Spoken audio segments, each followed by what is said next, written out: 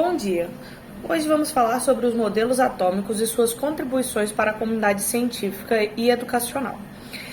Desde que se descobriu que tudo é formado por moléculas e essas moléculas são formadas por átomos, vem-se tentando descobrir como os átomos são formados. Então, vamos ter aí o primeiro a querer criar um modelo atômico. Esse vai ser Dalton. Dalton vai dizer que os átomos são como uma esfera sólida. Depois disso vai vir Thomson. Thomson vai dizer que é como se fosse uma esfera. Dentro dessa esfera tem os prótons e os elétrons é como se fosse uva passas em um pudim. Ficam colados na parte externa desse átomo. Depois disso, o último, vamos ter o Bohr, que é o que nós usamos até hoje. Bohr vai dizer que os átomos possuem um núcleo. Nesse núcleo tem nêutrons e prótons. E em volta nós temos a eletrosfera composta por elétrons. E nós temos várias camadas de eletrosfera, cada camada com um número de elétrons.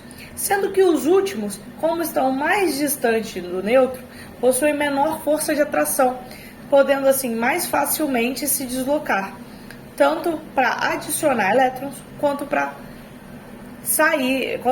retirar elétrons. Quando o átomo é neutro, nós dizemos que ele tem o mesmo número de prótons do que de elétrons.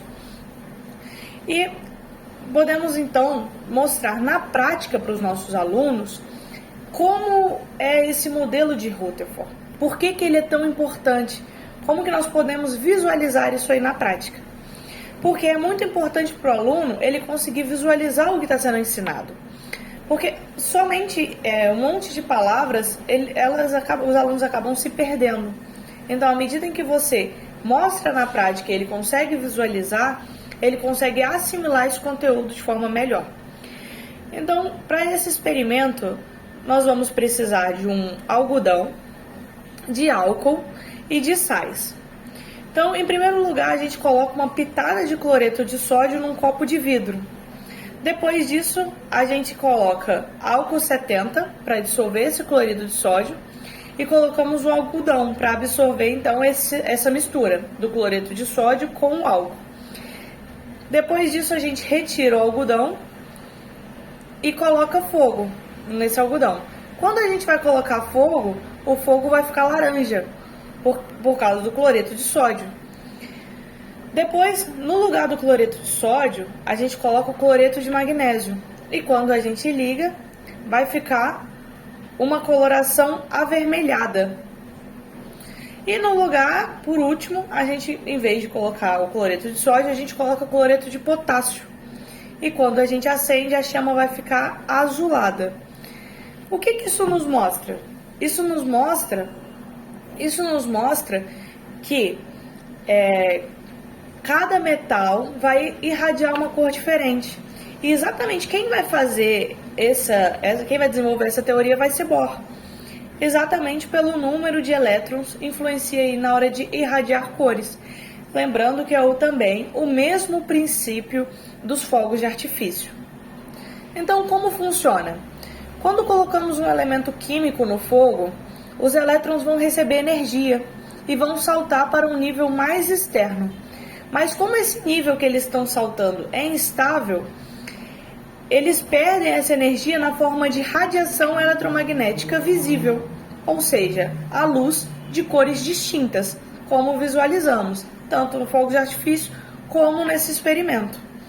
Visto que diferentes elementos possuem diferentes níveis de elétrons, então elementos distintos adicionados ao fogo geram diferentes cores.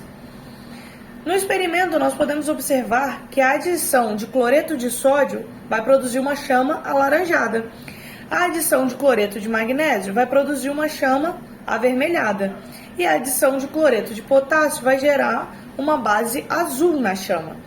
Isso aí nos mostra a teoria das cores, a teoria da irradiação diferente dos metais desenvolvida por Bohr, que vai dizer que cada átomo possui níveis diferentes de elétrons.